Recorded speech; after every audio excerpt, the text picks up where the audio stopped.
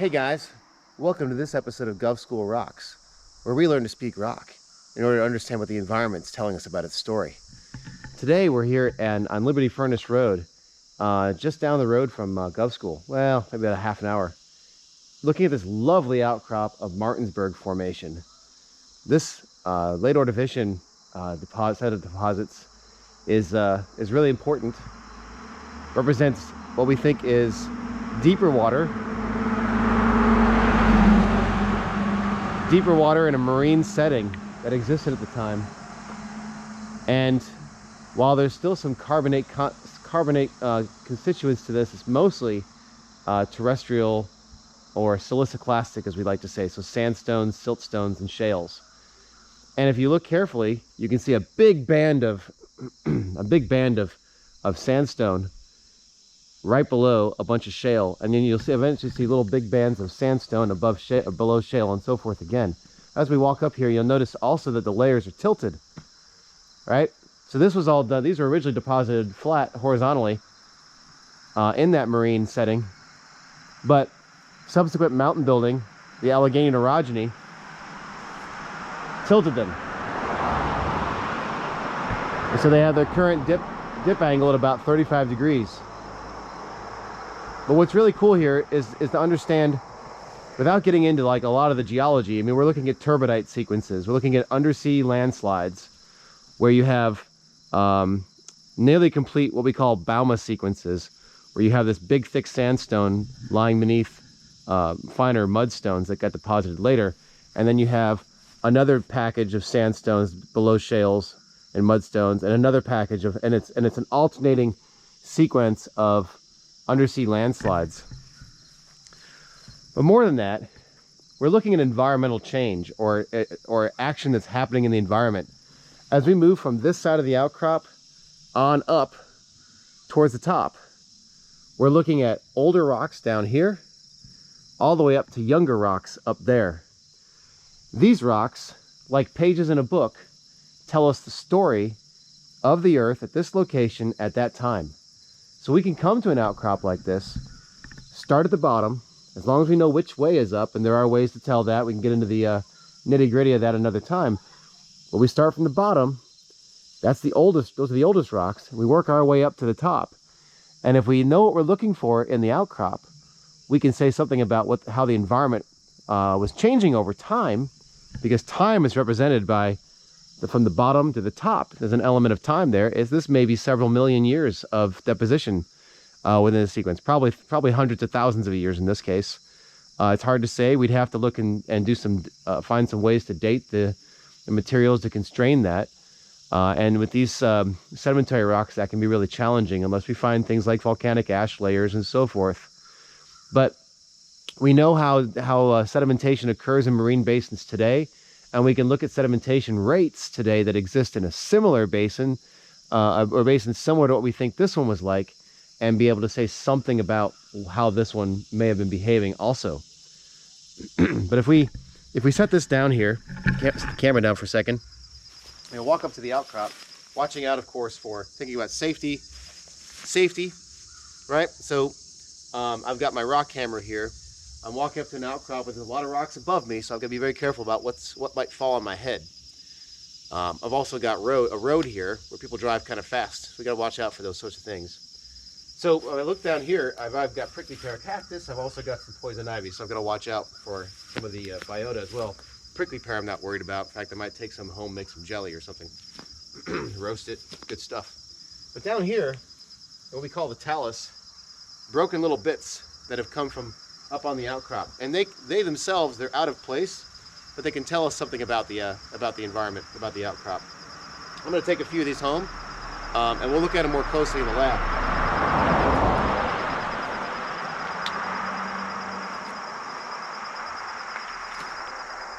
I found a piece of the big behemoth sandstone there.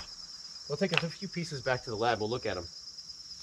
As I walk up here, I notice that the shales are dark in color, almost black. And that tells me something about the environment at the time. Black shales typically are rich in carbon, and that means there's a lot of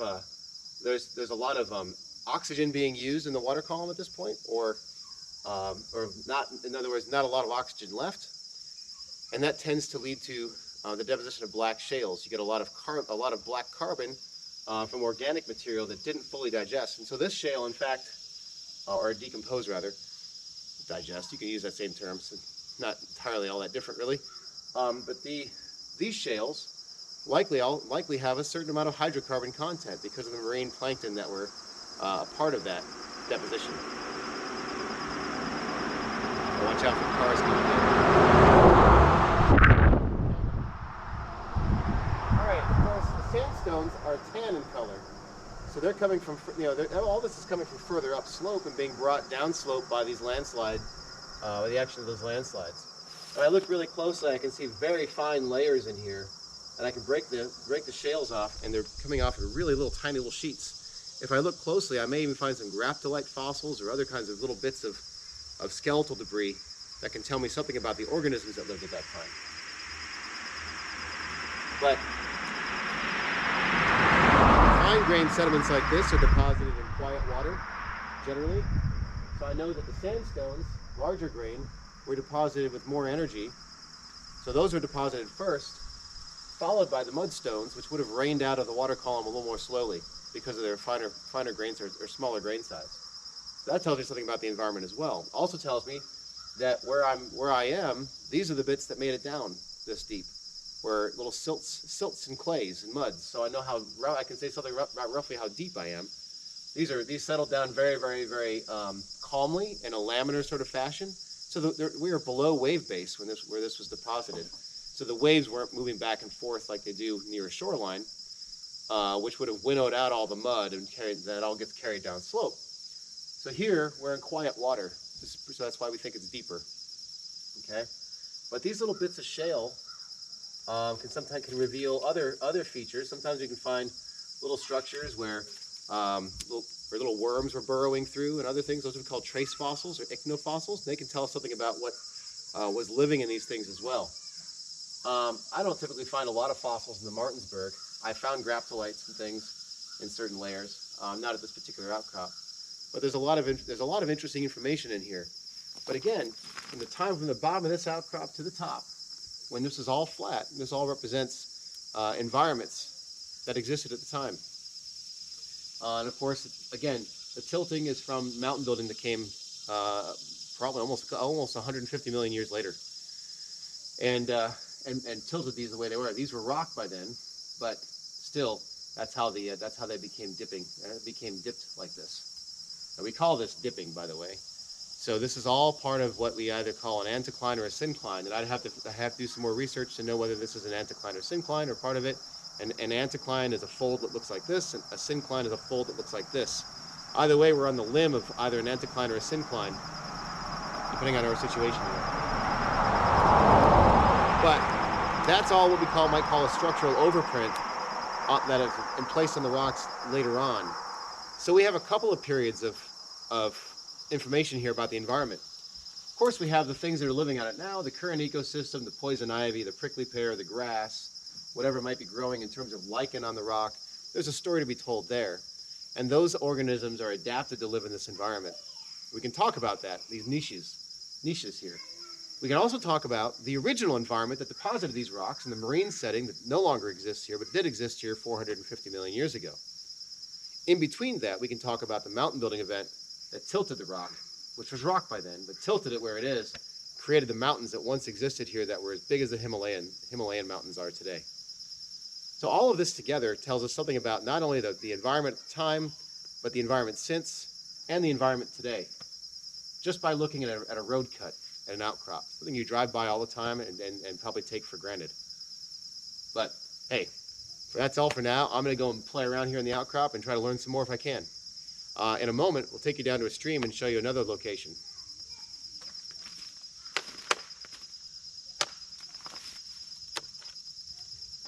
All right, here we are down Hoddletown Road, really close to that last outcrop. This is a great place for kids. They just found 3 crayfish in one spot, they tell me. But here we have another outcrop of the Martinsburg Formation. Again, tilting at 35 degrees like it was at the road cut. If I walk down here, we'll see how the structure of the rock can actually dictate what the stream bed is going to look like and how the environment is going to turn out as a result of that. So if we look down through here, you look closely down in the water. Make sure I'm not walking through poison ivy. I'm not. I'm standing on a point bar. You can see the little ridges over here in the stream bed. The deep part of the channel, the Thalweg, all right, is right there. And you can see the little ridges over there are a result of the bedrock and the bedding in the bedrock being exposed. While I'm at the moment, I'm parked here on this point bar. So the point bar is a part of the stream where the energy is lower. You can see the water here on this edge right here is not moving very fast. The water in the middle here is moving faster. Over here on the other side, which we call the cut bank, when the water's really moving through here, that's where a lot of the action is occurring, because the water's coming around that curve. It's banging up against the cut bank over there and eroding it away, which is why that cliff is there. It's why it's so steep. And then it continues on down the stream. Meanwhile, on this side, the water energy level in the water is much lower, and you get a lot of deposition occurring. So over on that side, the cut bank, you get erosion occurring, and on this side, you get deposition. And so stream deposits, ancient stream deposits, will have this sort of characteristic back and forth as the stream moves around, and you know, streams aren't static, they're dynamic. You'll see point bar deposits full of gravel, and you'll see cut bank deposits where there's, you know, finer materials or larger materials or whatever, but there's not much there. Cut bank deposits are very different, but you'll see alternating indications of that. But as you walk along here, you'll note that the bedrock comes out. You can see the bedding very clearly. Okay, and as the stream enters this straightaway here, the bedding is just still very evident. This is Stony Creek, by the way. For you folks who live in the Edinburgh area, this is just a little bit further upstream from that stream where it passes through Edinburgh, and is of course a bit mightier through that area. So if we keep on walking along the stream bank here, along this little trail that exists thanks to the way things have panned out here, we get to the calmer water. Little riffle up there. You can see this beautiful array of bedding here that comes out of the water. The way it comes out of the water, the way the stream moves around it, and the dip angle of the rocks. And if we look at the stream bed, okay, the cracks in the bedding are going to be excellent places for organisms to live. There's little places where they can live underneath the bedding plane, or just in the crevice surrounding bedding plane. The way the hydraulic regime is in the stream will dictate what can be deposited where in terms of sediment. All of these things, of course, if this were a stream that existed, say, in northern Ohio or Illinois, where it's been glaciated and it's all sands and gravels and very little bedrock, or where the bedrock is flat, you'll get a very different outcome in terms of how the stream looks and behaves. So the rapids here, if you look at the rapids, they tend to be linear, because they'll be largely governed by the bedding and the behavior of that bedding as it comes straight into the stream like that. So that little riffle up here is also linear because of that. So if we try to get over here, we're going to see if we can see how close to the other side we can get. Now here you've had the bedding has choked up some boulders, but you can see the blackish shales over there again. We looked at it the last outcrop, and this is a really lovely spot. But all right, so I'm going to bring a couple samples of this home as well, and we'll look at it in the lab. All right, so we'll see you in a moment. Thanks for joining me out here. It's a lovely day. Hey guys, welcome back to the lab.